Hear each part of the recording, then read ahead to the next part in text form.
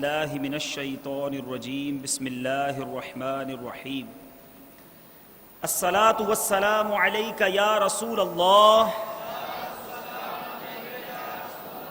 وعلی آلک واصحابک یا حبیب اللہ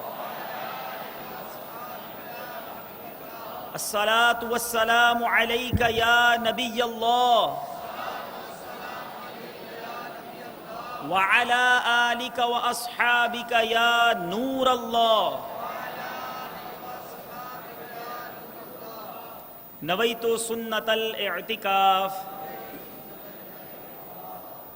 میٹھے میٹھے اور پیارے پیارے اسلامی بھائیوں، نگاہیں نیچی کیے، توجہ کے ساتھ درس و بیاں سنیے، ہو سکے تو درس و بیاں کی تعظیم کی نیت سے دو زانو بیٹھ جائیے، اور پھر آپ تھک جائیں تو جس طرح مناسب سمجھیں اس طرح بیٹھ کر بیان سنیے، کہ لاپرواہی کے ساتھ ادھر ادھر دیکھتے ہوئے درس و بیان سننے سے اس کی برکتیں زائل ہو جانے کا اندیشہ ہے۔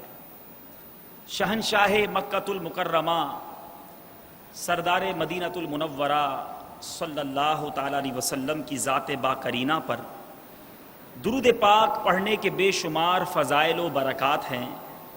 اللہ عز و جل کے محبوب، دانائے غیوب، منزہ عن العیوب عز و جل و صلی اللہ تعالی علیہ وسلم کا فرمان تقرب نشان ہے، بے شک بروز قیامت لوگوں میں سے میرے قریب تر وہ ہوگا جو مجھ پر سب سے زیادہ درود بھیجے۔ صلو علی الحبیب صلی اللہ تعالی علی محمد صلی اللہ علیہ وسلم۔ میرے پیارے اور محترم اسلامی بھائیوں، آج کے بیان کے اندر چند عاشقان رسول صلی اللہ تعالی علیہ وسلم کے ایمان افروز واقعات سنیں گے، تاکہ پتہ چلے کہ سرکار دو عالم صلی اللہ تعالی علیہ وسلم کی زیارت اور میرے آقا علیہ الصلوۃ والسلام کی عشق سے سرکار دو عالم صلی اللہ تعالی علیہ وسلم کے صحابہ کے دل کس قدر منور تھے، کس قدر سرکار کے عشق میں تڑپا کرتے تھے۔ یہ واقعات اس نیت سے عرض کرتا ہوں، اللہ تبارک و تعالی آج کے اس اجتماع پاک کی برکت سے ہم سب کو عشق رسول کی دولت عطا فرمائے اور دیدار مصطفیٰ صلی اللہ تعالی علیہ وسلم جیسی عظیم نعمت عطا فرمائے۔ صلو علی الحبیب صلی اللہ تعالی علی محمد صلی اللہ علیہ وسلم۔ میرے پیارے اور محترم اسلامی بھائیوں، حضرت عائشہ صدیقہ رضی اللہ تعالی عنہا فرماتی ہیں کہ ایک شعر کے اندر اس طرح کچھ ارشاد فرماتی ہیں کہ زلیخا کو ملامت کرنے والی عورتیں اگر محمد صلی اللہ تعالی علیہ وسلم کے چہرہ روشن کو دیکھ لیتی تو ہاتھ کاٹنے کے بجائے اپنے دلوں کو کاٹ لیتی، اور بازار مصر میں خریداران یوسف اگر مصطفیٰ کریم علیہ الصلوۃ والسلام کے رخسار پر انوار کے اوصاف سن لیتے تو یوسف کی خریداری میں اپنا مال نہ لگاتے، اپنا مال صرف نہ کرتے۔ میرے پیارے اور محترم اسلامی بھائیوں، وہ واقعہ کہ زلیخا نے جب حضرت یوسف علیہ الصلوۃ والسلام کے حسن کو دیکھا، اپنے دوستوں کو جمع کر لیا، اپنی ساتھ اپنی کچھ عورتوں کو جمع کیا اور ان کے ہاتھ میں ایک پھل اور چھری دے دی، اور حضرت یوسف علیہ السلام کو جب انہوں نے دیکھا تو آپ کے حسن پر ایسی فریختہ ہوئی کہ اپنی انگلیوں کو کاٹ ڈالا۔ اللہ اکبر۔ بی بی عائشہ فرماتی ہیں کہ زلیخا کے ساتھ عورتوں نے اور زلیخا نے سرکار علیہ الصلوۃ والسلام کہ اگر چہرہ روشن کو دیکھ لیتی تو اپنا دل کاٹ لیتی۔ عاشقوں کے امام امام اہل سنت سے پوچھتے ہیں، اے عاشقوں کے امام، آپ بتائیے سرکار دو عالم صلی اللہ تعالی علیہ وسلم کے چہرہ انور کی زیبائی کیسی تھی، سرکار کا پیارا پیارا چہرہ کس قدر روشن تھا۔ اور جب اس واقعے کی طرف امام اہل سنت اپنا قلم اٹھاتے ہیں تو کیا خوب لکھتے ہیں حسن یوسف پہ کٹی مصر میں انگشت زنا، اس نے یوسف پہ کٹی مصر میں انگشت زنا، سر کٹاتے ہیں تیرے نام پہ مردان عرب۔ یا رسول اللہ، غور کیجئے، یہ شعر شاعری کی دنیا کا بھی ایک عجیب شاہکار ہے۔ جب شارحین ہدایق بخشش اس شعر کی جب تشریح لکھتے ہیں تو حیران ہو جاتے ہیں کہ امام اہل سنت نے کمال کر دیا کہ یا رسول اللہ، حسن یوسف پہ کٹی، وہاں پر حسن یوسف کو دیکھ کر کٹ گئیں، کاٹی نہیں کٹ گئی، عورتوں کی انگلیاں کٹی۔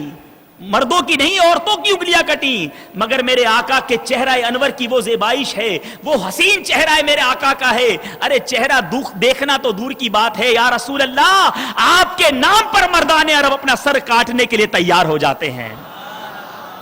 تو میرے پیارے اور محترم اسلامی بھائیو، یہ ہے میرے آقا علیہ الصلوۃ والسلام کا عشق اور وہ والہانہ انداز جو صحابہ کرام کے دلوں میں موجزن تھا۔ حضرت حسان بن ثابت رضی اللہ تعالیٰ عنہ جو وہ صحابی ہیں جن کو یہ شرف ملا کہ میرے آقا علیہ الصلوۃ والسلام کی نعت بیان کرتے، مبارک ہو ان نعت خوانوں کو جو سرکار علیہ الصلوۃ والسلام کی نعتیں پڑھتے ہیں، کہ سرکار دو عالم صلی اللہ تعالیٰ علیہ وسلم کی نعت پڑھنا یہ صحابہ کرام کی سنت مبارکہ ہے، اور نعت سننا خود سرکار دو عالم صلی اللہ تعالیٰ علیہ وسلم کی سنت مبارکہ ہے۔ حضرت حسان بن ثابت رضی اللہ تعالیٰ عنہ دربار رسالت کے مقبول نعت گو شاعر تھے۔ حضرت عائشہ صدیقہ رضی اللہ تعالیٰ عنہ فرماتی ہیں کہ تاجدار مدینہ صلی اللہ تعالیٰ علیہ وسلم حضرت حسان رضی اللہ تعالیٰ عنہ کے لیے مسجد نبوی شریف میں ممبر رکھ دیا کرتے۔ حضرت حسان اس ممبر شریف پر کھڑے ہو کر سرکار دو عالم صلی اللہ تعالیٰ علیہ وسلم کے فضائل بیان کرتے، اور سرکار دو عالم صلی اللہ تعالیٰ علیہ وسلم حضرت حسان رضی اللہ تعالیٰ عنہ کے اشعار سن کر خوش ہوتے اور انہیں داد دیتے اور یوں فرماتے، اللہم اید الحسان بروح القدس، یعنی اے اللہ عز و جل تو روح القدس کے ذریعے حسان کی تائید فرما۔ حضرت حسان رضی اللہ تعالیٰ عنہ نے ایک موقع پر حضور پرنور صلی اللہ تعالیٰ علیہ وسلم کی مبارک شان میں کچھ یوں نعت پاک عرض کی، وَأَجْمَلُ مِنْكَ لَمْ تَرَ قَطُّ عَيْنِي وَأَقْبَلُ مِنْكَ لَمْ تَلِدِ النِّسَاءُ خُلِقْتَ مُبَرَّأً مِنْ كُلِّ عَيْبٍ كَأَنَّكَ قَدْ خُلِقْتَ كَمَا تَشَاءُ۔ یا رسول اللہ آپ سے زیادہ حسین و جمیل میری آنکھ نے کبھی نہیں دیکھا، آپ سے زیادہ صاحب کمال کسی عورت نے نہیں جنا۔ اے میرے آقا آپ ہر عیب سے پاک پیدا کیے گئے ہیں، گویا آپ ویسے ہی پیدا کیے گئے ہیں جیسا آپ چاہتے تھے۔ اس والہانہ انداز میں سرکار کے صحابہ کرام سرکار کی ثنا خوانی کیا کرتے۔ ایک صحابیہ کا واقعہ ہے، غزوہ احد ہے، شیطان نے یہ افواہ اڑا دی کہ آقا دو جہاں صلی اللہ تعالیٰ علیہ وسلم کو شہید کر دیا گیا ہے۔ سرکار دو عالم صلی اللہ تعالیٰ علیہ وسلم کے بارے میں جب یہ خبر عام ہوئی تو مجاہدین پریشان ہو گئے۔ یہ پریشان کن خبر جب مدینہ منورہ پہنچی تو خواتین فراق رسول صلی اللہ تعالیٰ علیہ وسلم میں بیتاب ہو کر سرکار دو عالم صلی اللہ تعالیٰ علیہ وسلم کی خیریت معلوم کرنے کے لیے مضطربانہ گھروں سے نکل پڑی۔ قبیلہ بنو دینار کی ایک عورت بھی میدان جنگ کی طرف دوڑی چلی جا رہی تھی۔ راستے میں چند صحابی ملے، اس عورت نے بے تابی سے پوچھا، رسول اللہ صلی اللہ تعالیٰ علیہ وسلم کا کیا حال ہے؟ انہوں نے کہا تیرا باپ شہید ہو گیا ہے۔ وہ بولی مجھے اس کی پرواہ نہیں ہے، یہ بتاؤ کہ میرے آقا علیہ الصلوۃ والسلام کیسے ہیں، مجھے میرے آقا کی خبر دو۔ ایک شخص بولا تیرا بھائی بھی شہید ہو گیا ہے۔ وہ صحابیہ عرض کرتی ہیں اس کی بھی مجھے کوئی پرواہ نہیں، مجھے سرکار دو عالم صلی اللہ تعالیٰ علیہ وسلم کی خبر چاہیے۔ کسی نے پھر کہا تیرا بیٹا شہید ہو گیا ہے۔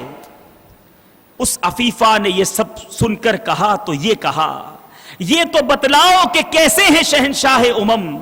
صحابہ کرام نے اسے بتایا کہ سرکار دو عالم صلی اللہ تعالیٰ علیہ وسلم الحمدللہ بخیر و عافیت ہے۔ اس نے بے قرار ہو کر کہا مجھے کسی طرح محبوب صلی اللہ تعالیٰ علیہ وسلم کے دربار میں لے چلو کہ شربت دیدار سے اپنی پیاس بجھا لوں۔ چنانچہ بارگاہ مصطفی صلی اللہ تعالیٰ علیہ وسلم میں اس عاشقہ کو پیش کیا گیا۔ سرکار دو عالم صلی اللہ تعالیٰ علیہ وسلم کو صحیح و سلامت دیکھ کر کھل گئیں اور بے اختیار بول اٹھیں، اے آقا آپ سلامت ہیں تو ساری مصیبتیں ہیچ ہیں۔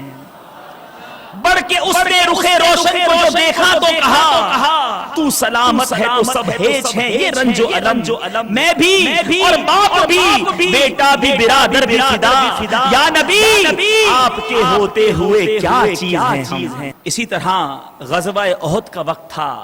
ام المومنین حضرت عائشہ صدیقہ رضی اللہ تعالی عنہا نے دیکھا کہ کچھ فاصلے پر ایک شخص زخموں سے چور چور ہے اور بے چینی کے حالت میں کراہ رہا ہے۔ آپ اس کے پاس پہنچی، پانی پلایا، سانس اکھڑ رہی تھی، آخری وقت تھا. حضرت ام المومنین کو یوں محسوس ہوا کہ وہ کچھ کہنا چاہ رہا ہے. آپ نے غور سے سنا تو وہ کہہ رہا تھا اللہ عز و جل کے رسول، ان پر اللہ عز و جل کی رحمتیں ہوں، کاش کوئی ان کو پیغام پہنچا دے کہ ان کا غلام زیاد دنیا سے رخصت ہو رہا ہے. جاں بلد کی چارہ فرمائی کرو، جان عیسیٰ ہو مسیحائی کرو. حضرت ام المومنین مدنی آقا صلی اللہ تعالی علیہ وسلم کی خدمت میں پہنچی اور زیاد کا پیغام پیش کیا. سرکار دو عالم صلی اللہ تعالی علیہ وسلم بے قرار ہو کر اپنے زخمی کے سرہانے تشریف لے آئے. سرے بالی انہیں رحمت ادا لائی ہے. حال بگڑا ہے تو بیمار کی بن آئی. لبہائے مبارکہ کو جنبش ہوئی، پھول جھڑنے لگے اور الفاظ کچھ یوں ترتیب پائے، اے زیاد آنکھیں کھولو، دیکھو میں آ گیا ہوں. زیاد نے آنکھیں کھول دی، آنکھوں سے آنسو جاری ہیں. سرکار دو عالم صلی اللہ تعالی علیہ وسلم کو اپنے سامنے دیکھا تو وجد آ گیا. آقا دو جہاں صلی اللہ تعالی علیہ وسلم نے دریافت کیا، اے زیاد کوئی آخری تمنا؟ حضرت زیاد بھرائی ہوئی آواز میں اتنا کہہ سکے، صرف ایک تمنا ہے. یہ کہتے ہوئے اپنا نیم جان جسم جو زخموں سے چور چور ہے گھسیٹتے ہوئے سرکار دو عالم صلی اللہ تعالی علیہ وسلم کے قدموں پر رکھ دیا. غور تو کیجئے حضرت زیاد کی قسمت پر ہماری جانیں قربان. ارے زندگی کے آخری لمحات ہیں اور اپنا سر سرکار کی گود میں رکھ دیا. اب آہستہ آہستہ آواز میں یہ آپ کے ہونٹ حرکت کر رہے تھے اور یہ الفاظ لبوں پر کھیل رہے تھے، رضیت باللہ ربا وبالاسلام دینا وبمحمد نبی صلی اللہ تعالی علیہ وسلم. یعنی اللہ تعالیٰ سے رب ہونے کے باعث اور اسلام سے دین ہونے کے باعث اور محمد صلی اللہ تعالی علیہ وسلم کے نبی ہونے کی حیثیت سے میں راضی ہوں. پھر فزت برب الکعبہ، رب کعبہ کی قسم میں کامیاب ہو گیا. یہ کہتے ہوئے سرکار کے قدموں میں دم توڑ دیا.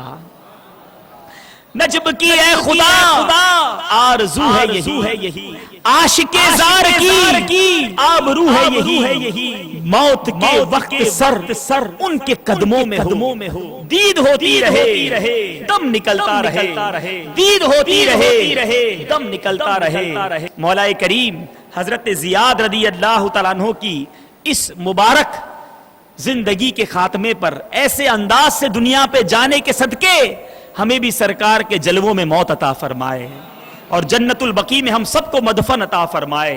اے میرے پیارے اور محترم اسلامی بھائیوں، غور کیجئے ہمارے صحابہ کرام سرکار دو عالم صلی اللہ تعالی علیہ وسلم سے کس قدر محبت کیا کرتے. مروی ہے حضرت عبداللہ بن زید انصاری رضی اللہ تعالیٰ عنہ جو صاحب اذن اور مستجاب الدعوات تھے، انہوں نے جب حادثہ قیامت نما وفات مصطفیٰ صلی اللہ تعالی علیہ وسلم کی روح فرساں خبر سنی تو غم مصطفیٰ میں بے قرار ہو گئے. اسی اضطراب کے عالم میں اللہ عز و جل کی بارگاہ میں ہاتھ اٹھائے اور دعا کی، اے اللہ عز و جل تیرے پیارے حبیب کا جلوہ نگاہوں سے دور ہو گیا ہے. اے اللہ میری آنکھیں دنیا کے پرفریب نظارے نہیں چاہتی. مولا دیدار مصطفیٰ تو نہ رہا تو میری یہ آنکھیں بھی لے لے. اسی وقت حضرت عبداللہ بن زید انصاری رضی اللہ تعالیٰ عنہ نابینا ہو گئے. کچھ ایسا کرتے میرے کردگار آنکھوں میں. مولا کریم آج کے مبارک اجتماع کے صدقے تیری بارگاہ میں دعا ہے کچھ ایسا کرتے میرے کردگار آنکھوں میں ہمیشہ نقش رہے روئے یار آنکھوں میں. انہیں نہ دیکھا تو کس کام کی ہے یہ آنکھیں کہ دیکھنے کی ہے ساری بہار آنکھوں میں. میرے پیارے اور محترم اسلامی بھائیوں، سرکار دو عالم صلی اللہ تعالی علیہ وسلم سے صرف انسان ہی نہیں، جنات ہی نہیں بلکہ حیوانات بھی محبت کیا کرتے. مدنی سرکار صلی اللہ تعالی علیہ وسلم نے جب دنیا سے ظاہری پردہ فرمایا تو جانوروں کو بھی بے حد صدمہ ہوا. ایک دراز گوش جس پر سرکار دو عالم صلی اللہ تعالی علیہ وسلم اکثر سواری فرمایا کرتے، فرتے غم سے بیتاب ہو کر اس نے کنویں میں چھلانگ لگا کر جان دے دی۔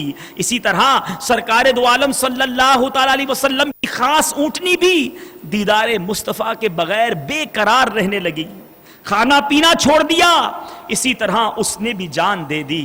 اے میرے پیارے اور محترم اسلامی بھائیوں، ان واقعات سے ہمیں یہ درس ملتا ہے، یہ احساس اجاگر کرنا چاہیے کہ ہم اپنے آقا سے کتنی محبت کرتے ہیں۔ غلامی رسول میں موت بھی قبول ہے کہ ڈارے تو بہت جوش سے لگاتے ہیں، مگر کیا جو عشق محمد رسول اللہ صلی اللہ تعالی علیہ وسلم کا تقاضا ہونا چاہیے وہ ہمارے دلوں میں موجود ہے؟ کیا ہم اپنے آقا سے اسی والہانہ انداز میں محبت کرتے ہیں جو ایک سچے عاشق کے دل میں ہونا چاہیے؟ اے میرے پیارے اور محترم اسلامی بھائیوں، آئیے حضرت بلال رضی اللہ تعالیٰ عنہ کا وہ مشہور واقعہ جو ہو سکتا ہے کئی بار آپ نے سنا ہو سکے تو ایک بار پھر اپنی آنکھوں کو بند کر کے، ہو سکے تو اپنے سروں کو جھکا کر اسی انداز میں سننے کی کوشش کیجئے۔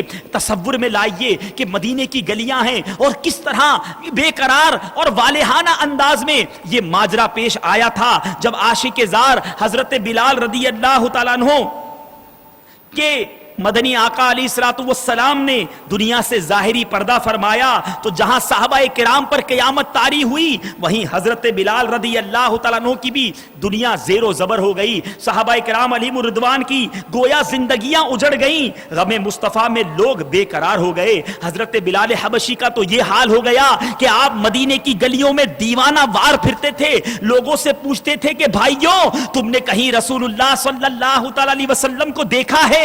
ارے اگر دیکھا ہے تو مجھے بھی دیدار کرا دو، یا مجھے سرکار دو عالم صلی اللہ تعالی علیہ وسلم کا پتہ ہی بتا دو۔ مدینے کی گلیوں میں ہر جگہ محبوب کے قدموں کے نشان ہیں۔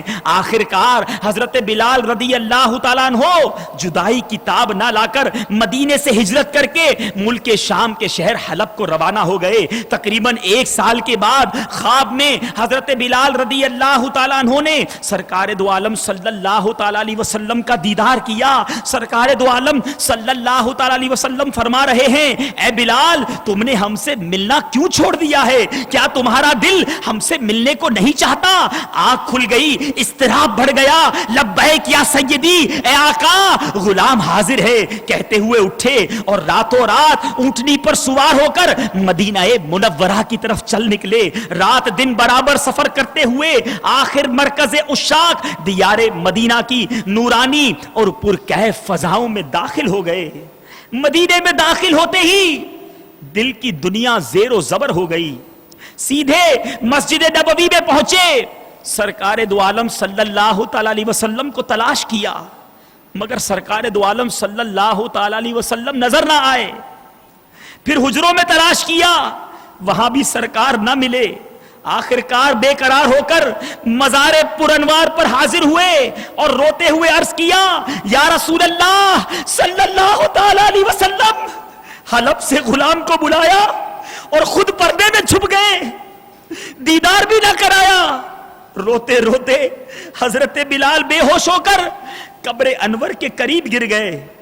اسی دوران مؤذن رسول حضرت بلال رضی اللہ تعالیٰ عنہ کی مدینہ منورہ میں آمد کا شہرہ ہو چکا تھا۔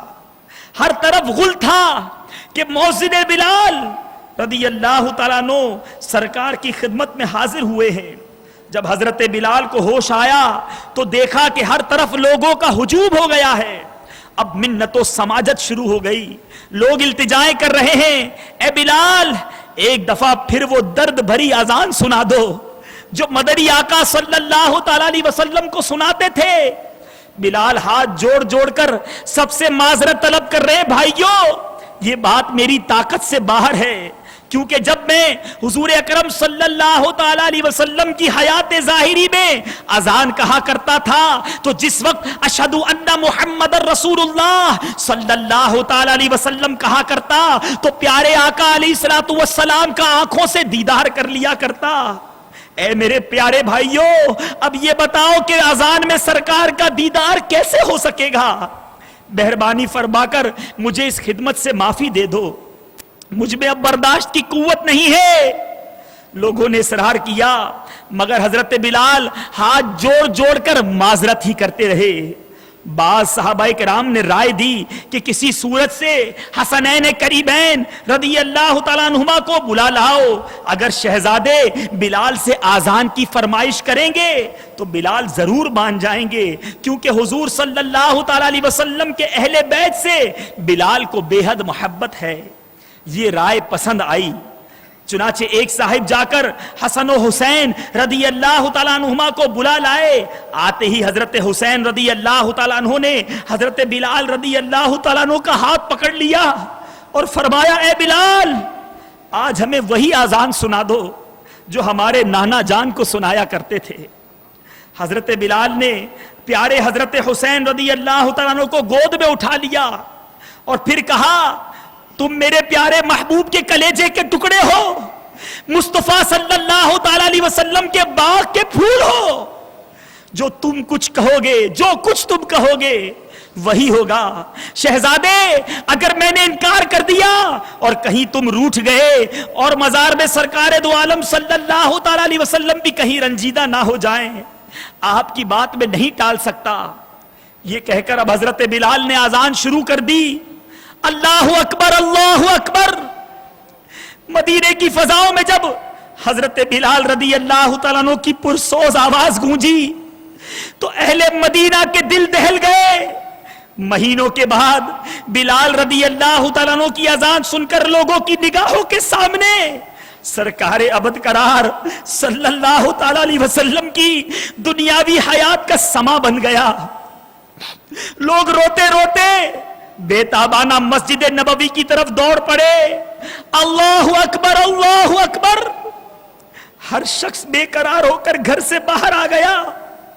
عورتیں, بچے سبھی مضطربانہ گلیوں میں نکل آئے. لوگ غم مصطفیٰ صلی اللہ تعالی علیہ وسلم سے نڈال ہو رہے تھے, ہچکیاں لے لے کر رو رہے تھے. اشہد ان لا الہ الا اللہ, اشہد ان لا الہ الا اللہ.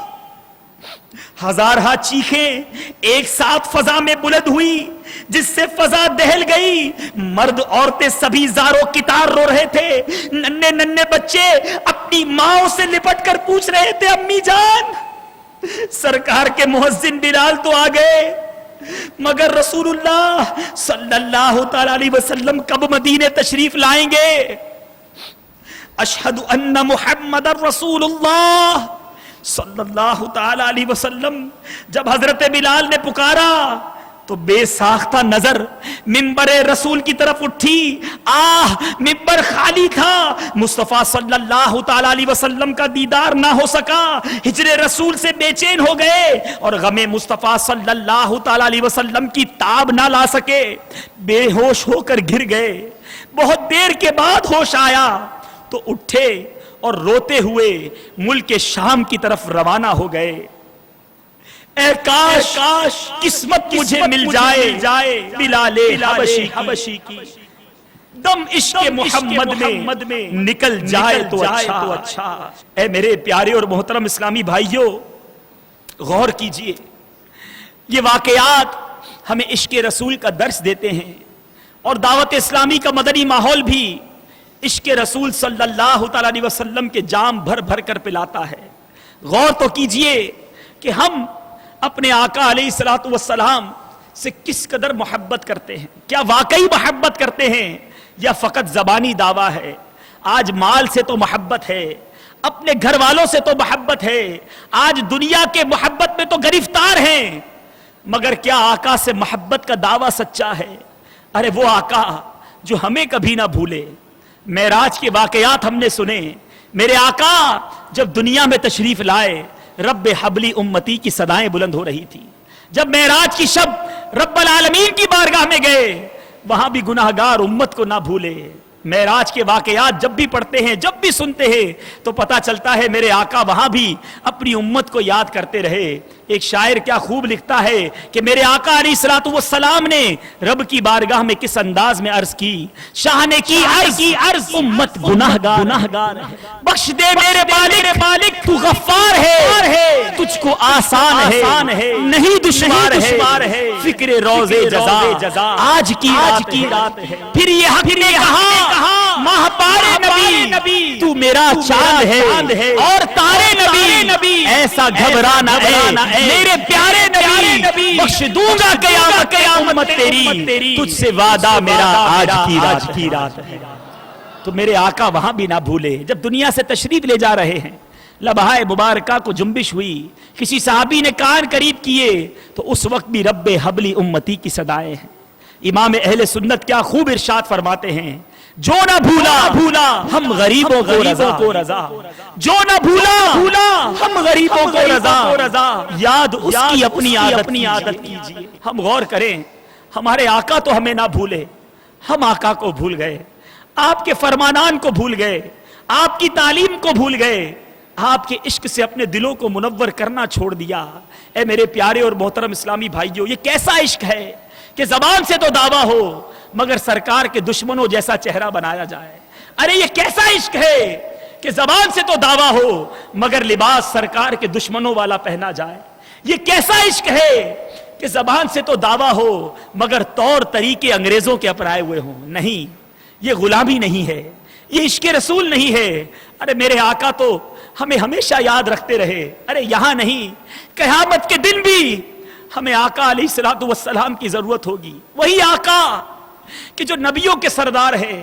मेरे आका अलैहिस्सलातु वस्सलाम की बारगाह में एक सहाबी हाजिर हुए, अर्ज की आका यहां तो जब दिल घबराता है, जब बेचैनी की कैफियत हो जाती है, आका आपके दरबार में हाजिर हो जाता हूं, आपका दीदार करता हूं तो दिल को चैन मिल जाता है। अगर कयामत के दिन आपका दीदार करना होगा तो कहां ढूंढूंगा आका? कयामत के दिन तो आपके करीब मुरसलीन होंगे, अंबिया होंगे, या रसूल अल्लाह वहां आपका दीदार कैसे होगा? मेरे आका ने ये ना फरमाया कि मेरे सहाबी अगर मुझे तलाश करना हो तो मैं बहुत बड़े नूरानी मिंबर पर बैठा हूंगा क्योंकि मैं नबियों का सरदार हूं। अरे नहीं, मेरे गमखार आका इरशाद फरमाते हैं, ए मेरे सहाबी अगर मुझे तलाश करना हो, मफहूम हदीस अर्ज कर रहा हूं, तो मुझे हौज़े कौसर पर तलाश कर लेना, जहां अपने गुनाहगार उम्मतियों को अपने हाथों से जामे कौसर पिला रहा हूं। आका अगर वहां ना पाऊं तो कहां ढूंढूं? इरशाद फरमाया अगर वहां ना पाओ तो पुल सिरात पर ढूंढ लेना, जहां रब्बे सल्लीम की सदाएं बुलंद करते हुए अपने गुनाहगार उम्मतियों को पुल से पार करवा रहा हूंगा। कहा आका अगर वहां ना पाऊं, कहा अगर वहां ना पाओ तो मुझे बीजाने अमल पर ढूंढ लेना, जहां अपने करम से अपने गुनाहगार उम्मतियों के पलड़े भारी कर रहा हूंगा। कहा आका अगर वहां ना पाऊं, तो कहा मेरे सहाबी इन तीनों जगह के अलावा तुम मुझे और कहीं नहीं पाओगे। अरे वो आका उस दिन भी इस गुनाहगार उम्मत का ख्याल रखे हुए होंगे। मौलाना हसन रजा खान किस प्यारे अंदाज में उस मंजर क्या, उस वाक़े की मंजर कशी करते हैं। लिखते हैं वो पाक दिल के नहीं जिसको अपना अंदेशा हुजूम में फिक्र और तरद्दुद में घिर गया होगा। अजीज बच्चे को मां जिस तरह तलाश करे, खुदा गवाह यही हाल आपका होगा। जिस तरह अजीज बच्चे को मां तलाश करती है, इस तरह आका गुनाहगार उम्मतियों को तलाश कर रहे होंगे। कोई करीब तराजू, कोई लबे कौसर, कोई सिरात में उनको उतारता होगा, कोई कहेगा दुआई है ताज वाले की, तो कोई थाम के दामन बचल गया होगा। किसी को लेके चलेंगे जहीम, किसी के बारे में हुक्म दे दिया जाएगा कि इसे जहन्नम में ले जाओ। किसी को लेके चलेंगे फिरिश्ते सूए जहीम, वो उनका रास्ता फिर के देखता होगा। आका मुझे जहन्नम में ले जाने का हुक्म सुना दिया गया, आका मदद को आ जाओ। वो उनका रास्ता फिर देखता होगा। हजार जान फिदा, नर्म नर्म पाँव से पुकार सुन के असीरों की दौड़ता होगा। कहेंगे और नबी ज़हबू इला गैरी, महशर का मैदान कई अंबिया के दरबार में हाजिर होगा, हमारी मदद कीजिए। कई अंबिया कहेंगे कि आज हम तुम्हारी कोई मदद नहीं कर सकते, किसी और के पास जाओ। इज़हबू इला गैरी, कहेंगे और नबी इज़हबू इला गैरी, मेरे हुजूर के लब पर अना लहा होगा। ए मेरे गुलामों आ जाओ, मैं आज इसी दिन के लिए हूं। गौर कीजिए मेरे प्यारे इस्लामी भाइयों, अगर उस दिन जब सरकार के दरबार में हाजिर हुए और आका ने कह दिया कि जाओ मैं तुम्हारी शफाअत नहीं करता, हमारा क्या बनेगा? अगर आका ने यह कह दिया कि तुम तक मेरी ये हदीस ना पहुंची थी, मफहूम हदीस कि जो मेरी सुन्नत से मुंह मोड़े मैं उसकी शफाअत नहीं करूंगा। अगर मेरे आका ये इरशाद फरमा दे कि मेरी हदीस तुम तक ना पहुंची कि दाढ़ियां बढ़ाओ और मूछें पस्त करो और मेरे दुश्मनों जैसा चेहरा ना बनाओ, और मेरे आका ने अगर हमसे मुंह मोड़ लिया, हम कहां जाएंगे? अरे आज दुनियावी फैशन पे अमल करना, दुनियावी तौर तरीकों पर अमल करना अपनी जिंदगी के लिए हम बेहतरीन समझते हैं। अरे मरने के बाद कब्र में भी तो आका का जलवा दिखाया जाएगा। जो 3 सवाल होंगे उसमें तीसरा सवाल ही यही है कि आका का प्यारा चेहरा दिखाकर सवाल होगा, मा कुंत तकूलू फी हक़्क़ि हादर रजुल। अरे जब आका का चेहरा दिखाया जाएगा तो किस मुंह से अपना चेहरा दिखाएंगे कि जिंदगी भर तो गुनाह करते रहे, जिंदगी भर तो सुन्नतों को पामाल करते रहे, जिंदगी भर तो आका के दुश्मनों के तरीकों पर अमल करते रहे, किस मुंह से आका को चेहरा दिखाएंगे? है मेरे प्यारे इस्लामी भाइयों, आला हजरत के उस पैगाम को याद रखिए कि जो न भूला हम गरीबों को रजा, याद उसकी अपनी आदत कीजिए। अपने दिल में आका की याद को बसा लीजिए। सरों पर इमामा सजाएंगे, जब इमामा बांधेंगे तो आका की याद आ जाएगी। चेहरे पर दाढ़ी सजाएंगे, दाढ़ी रखेंगे तो आका की याद दिल मुनव्वर कर देगी। जब सरकार की सुन्नतों के मुताबिक चलेंगे, लिबास पहनेंगे, खाना खाएंगे, आराम करेंगे, गुफ्तगू करेंगे, अरे सरकार की सुन्नत के मुताबिक ही कारोबार जिंदगी करेंगे तो इंशाअल्लाह आका की याद से दिल मुनव्वर होता चला जाएगा। और फिर जब सरकार की बारगाह में, कब्र में जब सरकार का दीदार कराया जाएगा तो इंशाअल्लाह खुशी खुशी आका के दरबार में हाजिरी का शरफ मिलेगा। आंखें दीदार से ठंडी भी करेंगे और मुस्तफा करीम अलैहिस्सलातु वस्सलाम अपने दामन रहमत में छुपा लेंगे। तो है मेरे प्यारे और मोहतरम इस्लामी भाइयों, यही दावत इस्लामी का पैगाम है। आइए इस पैगाम को कबूल कीजिए और सिर्फ ज़बानी दावों के साथ नहीं, फॉर्मेलिटी के साथ नहीं, बल्कि सच्चे दिल के साथ सरकार के सच्चे आशिक बनते हुए इस बात का सबूत दीजिए कि हम सरकार दो आलम सल्लल्लाहु अलैहि वसल्लम की सुन्नतों पर भरपूर अमल करेंगे और सरकार के दुश्मनों के तरीकों पर अमल नहीं करेंगे।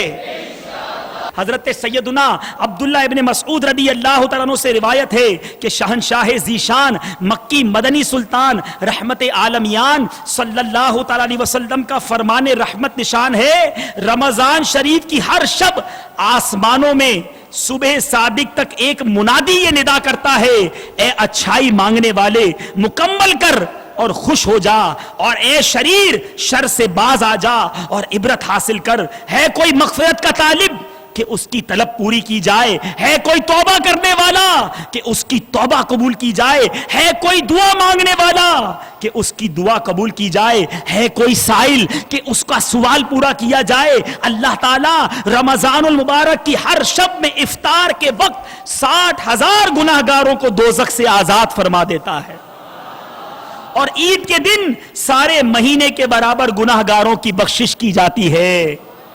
अल्लाह ताला की इनायतों, रहमतों और बख्शिशों का तस्किरा करते हुए एक मौके पर सरकार दो आलम सल्लल्लाहु ताला अलैहि वसल्लम ने इरशाद फरमाया, जब रमजान की पहली रात होती है तो अल्लाह ताला अपनी मखलूक की तरफ नजर फरमाता है, और जब अल्लाह किसी बंदे की तरफ नजर फरमाए तो उसे कभी अजाब न देगा।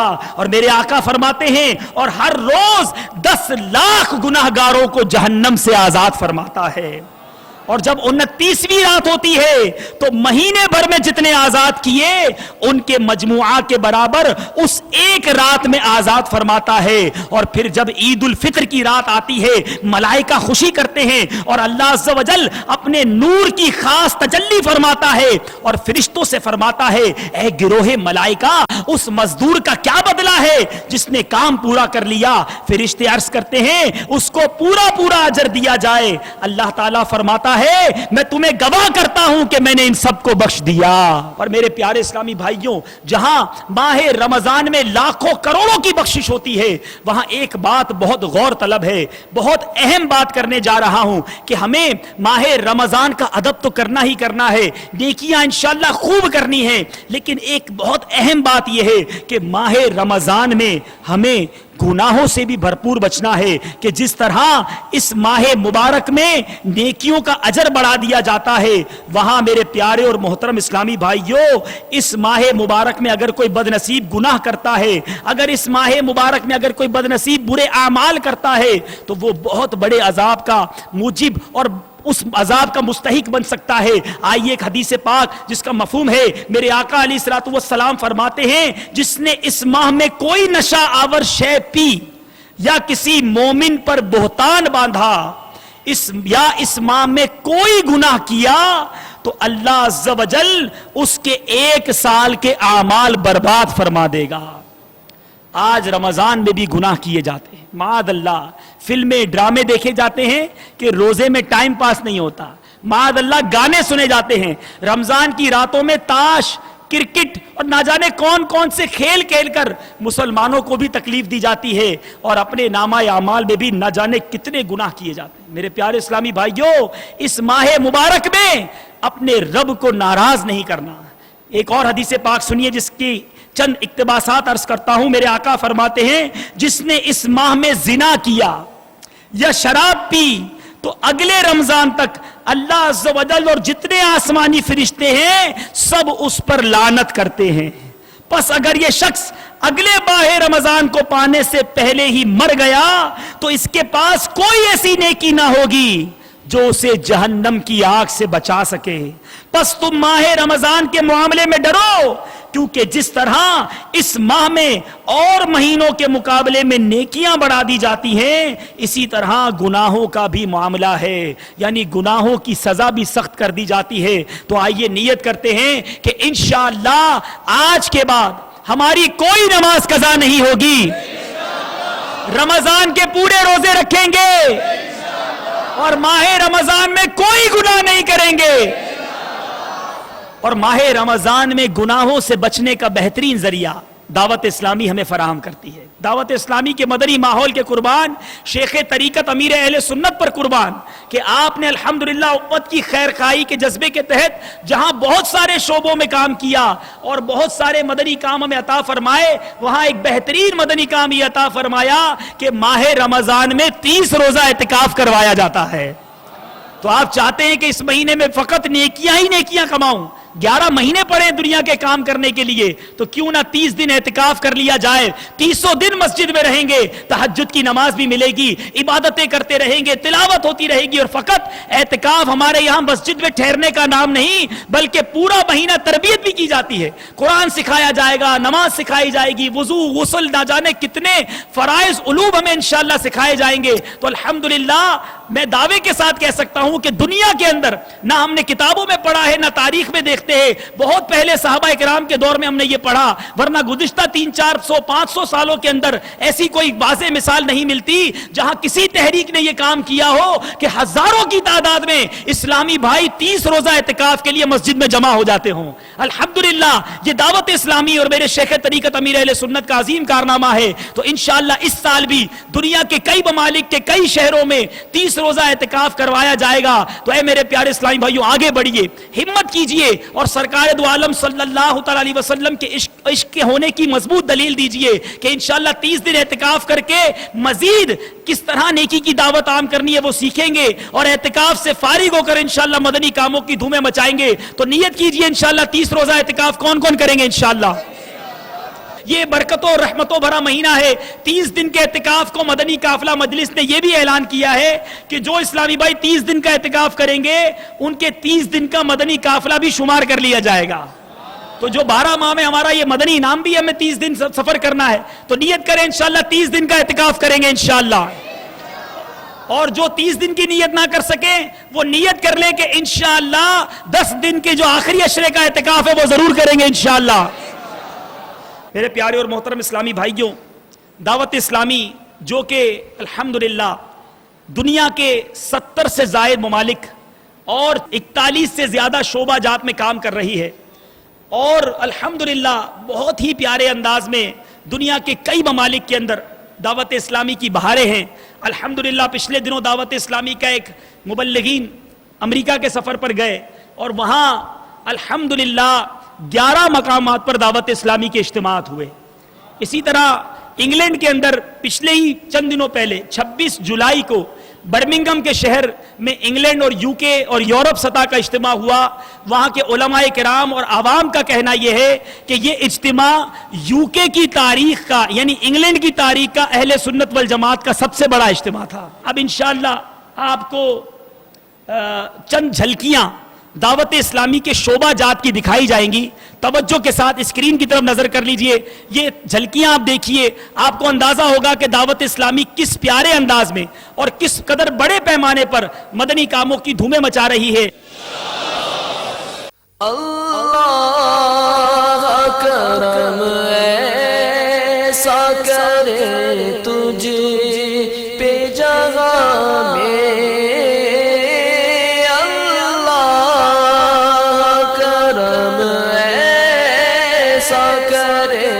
تجھ پہ جہاں میں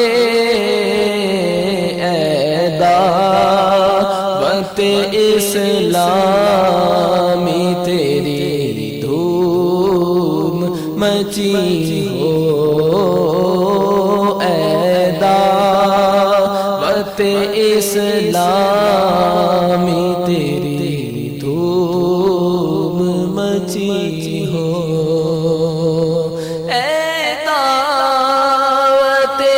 اسلامی تیری دھوم مچی ہو,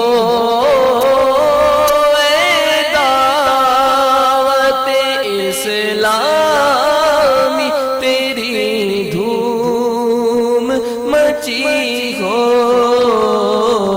اے دعوت اسلامی تیری دھوم مچی ہو, مچی ہو, اے دعوت اسلامی تیری دھوم مچی ہو. اللہ کرم ایسا کرے تجھ پہ جہاں میں,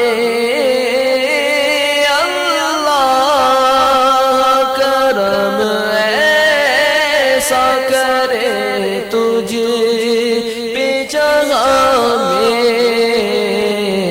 اے دعوت اسلامی تیری دھوم مچی ہو,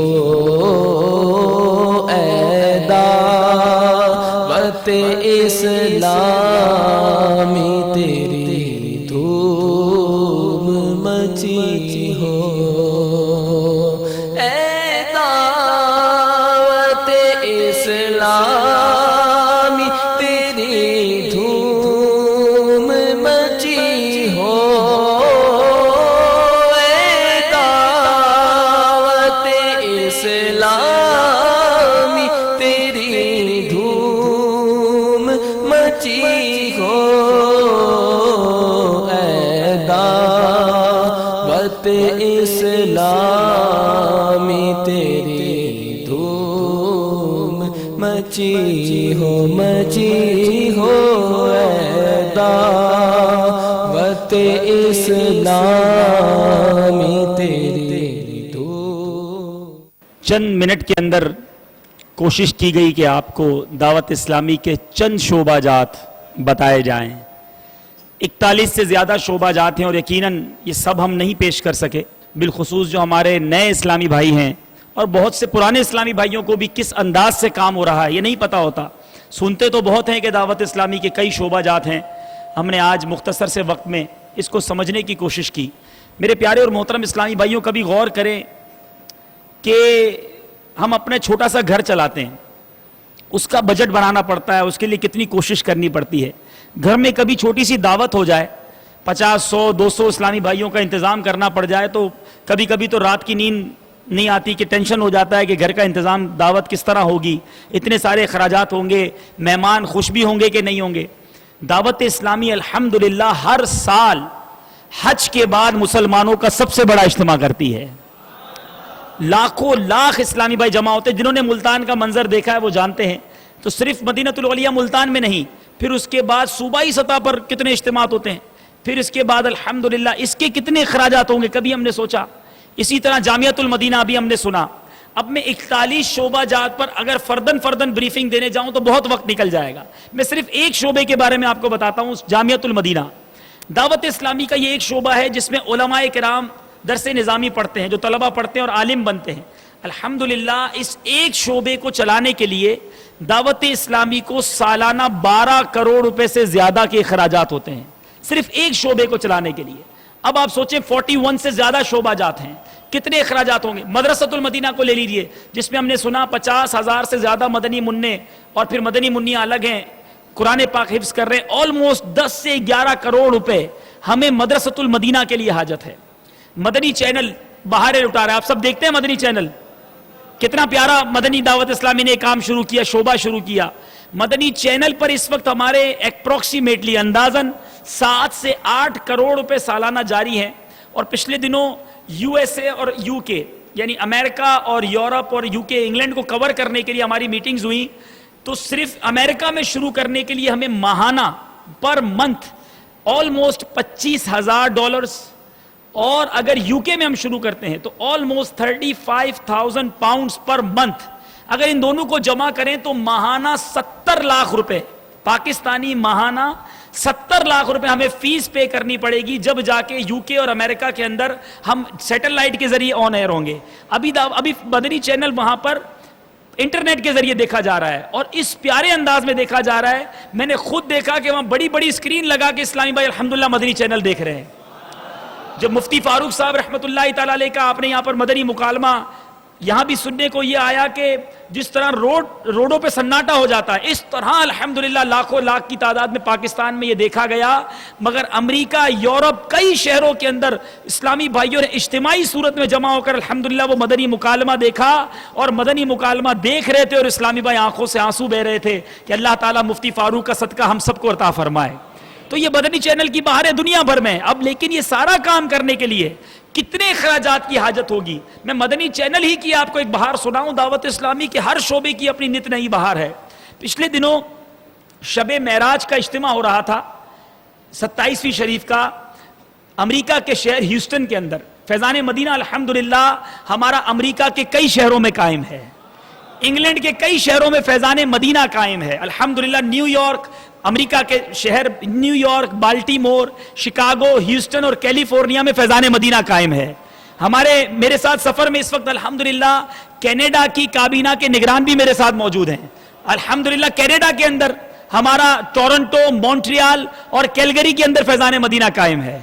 اسی طرح یو کے اندر الحمدللہ ہمارا صرف ایک انگلینڈ ملک کے اندر ایکرنگٹن، بریڈفورڈ، برمنگم کے اندر فیضان مدینہ قائم ہے. تو الحمدللہ کروڑ مطلب آپ کو اگر کیلکولیشن کریں تو کروڑوں اربوں روپے کی الحمدللہ دعوت اسلامی کی طرف سے یہ خدمات جاری ہیں. تو میں ایک آپ کو بہار سناؤں. وہاں اجتماع ہو رہا تھا ہیوسٹن کے اندر. تو ایک اسلامی بھائی تشریف لائے اور آ کر کہتے ہیں کہ آج میری زندگی کا امریکہ کے اندر یہ میرا پہلا اجتماع ہے جو میں اٹینڈ کر رہا ہوں.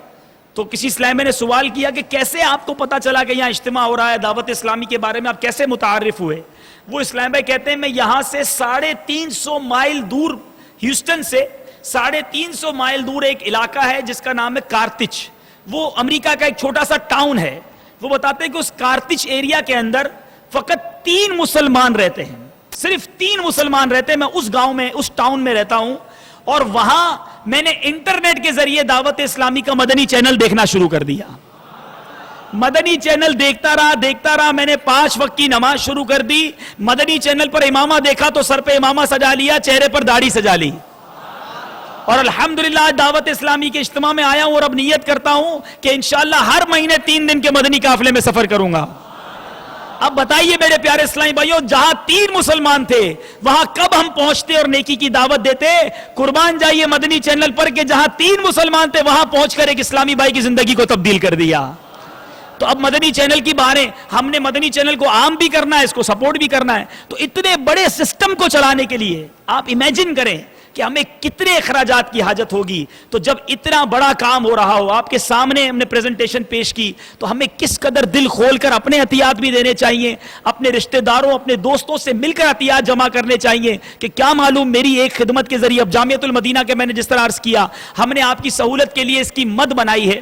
اگر آپ چاہتے ہیں کہ ایک عالم دین کو سپورٹ کریں, ایک طالب علم کو سپورٹ کریں جو 8 سال اپنا درس نظامی کا کورس کر لے, تو اندازاً اپروکسیمیٹلی 1,63,000 1,63,000 روپے اگر ہم دے دیں اس نیت کے ساتھ انشاءاللہ, تو 8 سال ایک طالب علم دین حاصل کرے گا اور عالم بن سکتا ہے ہمارے اس 1,63,000 کے سپورٹ سے. کیا معلوم قیامت کے دن, کیونکہ علماء کے فضائل میں آتا ہے کہ جب لوگوں کو جنت کی طرف جانے کا حکم ہوگا, علماء کو روک لیا جائے گا کہ رکو, اپنے ساتھ دوسروں کو بھی جنت میں ساتھ لے جاؤ. تو کیا پتا کوئی عالم ہمارا ہاتھ پکڑ لے کہ حضرت آپ نے تعاون کیا تھا, چلیے میں آپ کو اپنے ساتھ جنت میں لے جاتا ہوں.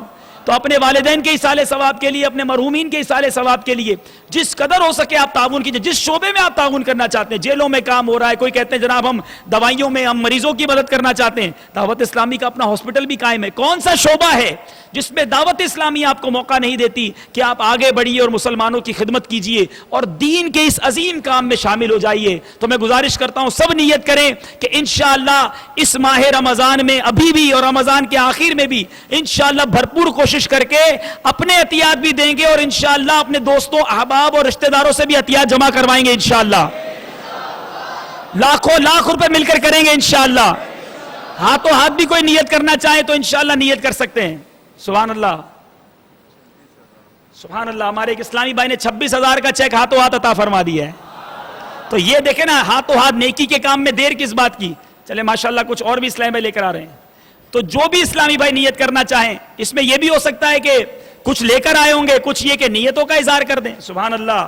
26,000, 1,12,000. سبحان اللہ.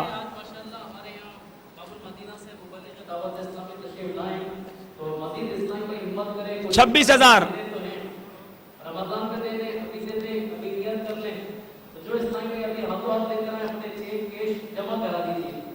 سبحان اللہ. ماشاءاللہ 26,000, 26ویں والے ہیں ماشاءاللہ. اب یہ جو نئے اسلامی بھائی سوچ رہے ہوں گے یہ 26,000 کیوں, 25,000 کیوں نہیں, راؤنڈ فگر تو 25,000 بنتا ہے. تو 26ویں کو نسبت ہمارے مرشد سے ہے.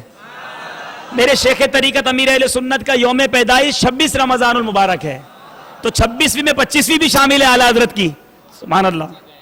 ماشاءاللہ 30,000 روپے کا چیک اسلامی بھائی لائے ہیں. ماشاءاللہ 1,50,000 روپے. ماشاءاللہ کیش بھی اسلامی بھائی دے رہے ہیں. دیکھیں اب کئی اسلامی بھائی مایوس نہ ہوں, آپ کو موقع ابھی بھی دینے کا دیا جائے گا, بعد میں بھی آپ دے سکتے ہیں انشاءاللہ. دعوت اسلامی کو میں نے آپ کو بتا دیا کہ ہم سب مل کر کوشش کریں. اتنی حاجت ہے کہ ہم جتنے عطیات جمع کریں اتنے کم ہیں کہ ہمیں اور بھی شعبوں میں کام کرنا ہے. ماشاءاللہ 2,26,000 روپے, 15,000 روپے. ماشاءاللہ مزید اسلام پہ کوششیں کر رہے ہیں ماشاءاللہ. اور اگر کوئی نیت اپنی بھجوانا چاہے نا, کوئی 5,000 روپے ماشاءاللہ نیت بھجوانا چاہے, پرچی پر لکھ کر نیت بھیج دیں. کھڑے ہو کے نیت کرنا چاہے, میں 1 عالم کا خرچ برداشت کروں گا, میں 2 عالم کا خرچ برداشت کروں گا انشاءاللہ. 1,26,000 روپے.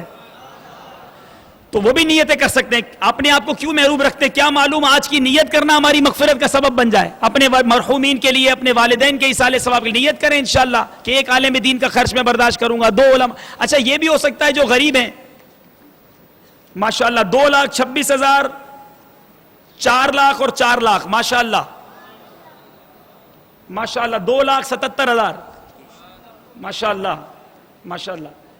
اب دیکھیں اس میں جو ہمارے اسلامی بھائی یہ مایوس نہ ہو کہ بھائی یہ تو لاکھوں کے چیک دے رہے ہیں ہم تو نہیں دے سکتے. یاد رکھیں ہمیشہ سخاوت کا تعلق جو ہے نا وہ مال سے نہیں ہے, وہ دل سے ہے.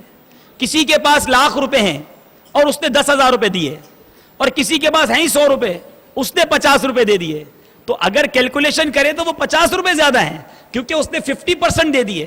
تو یہ کبھی بھی غمزدہ نہ ہو, لیکن آپ کوشش تو کر سکتے ہیں, خود نہیں دے سکتے کروا تو سکتے ہیں, تو سب نیت کر لیں انشاءاللہ کم از کم ایک عالم دین کا خرچ جو ہے, ایک طالب علم کا 8 سال کا خرچ جو ہے میں یا تو کر لوں گا یا کرواؤں گا انشاءاللہ.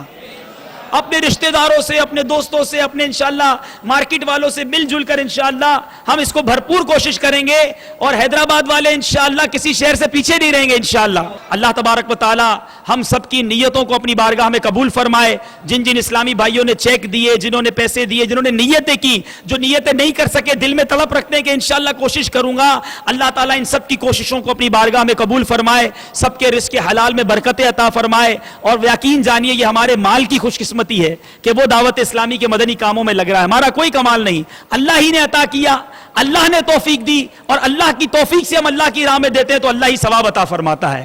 ہمارا تو کوئی کردار نہ رہا نا, اللہ نے دیا, اللہ نے توفیق دی, ہم نے اللہ کی راہ میں دیا, اللہ نے ثواب عطا فرمایا. ہمارا کردار کیا رہا, بس نیکیاں کما رہے ہیں. تو اللہ تعالیٰ میں سوچ عطا فرمائے کہ اللہ کے دیے میں سے اللہ کی راہ میں خرچ کریں. اللہ تبارک و تعالیٰ آج کی رات کی برکتیں ہم سب کو عطا فرمائے, اور ہم سب کو رمضان المبارک خیر و عافیت کے ساتھ, صحت و عافیت کے ساتھ عطا فرمائے, اور رمضان کے پورے روزے رکھنے کی